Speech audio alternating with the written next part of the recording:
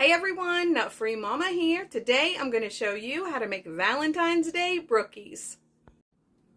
Okay, let's start off with our ingredients. First you need 1 box of brownie mix and everything that calls for the back to make it.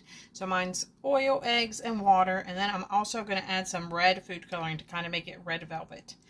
Then you need the Pillsbury Hearts sugar dough cookies. And then I'm also going to use some of the heart sprinkles and just red, white, and pink sprinkles.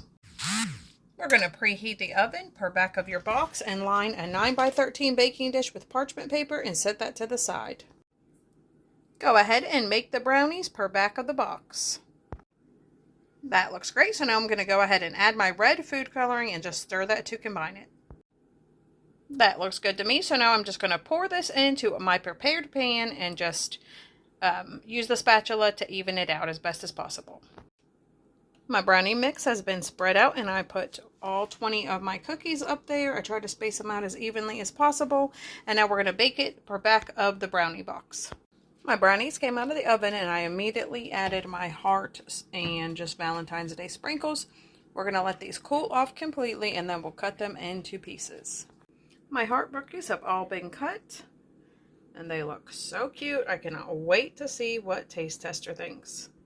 I've got one here for Taste Tester, so let's see what he thinks. Hey, Taste Tester. Hi. Have a little taste. Okay. They ain't nothing wrong. Good. Do you like it? Yeah. All right, everyone. Come back and see us again. Don't forget to like and subscribe. And like, subscribe. Happy Valentine's Day.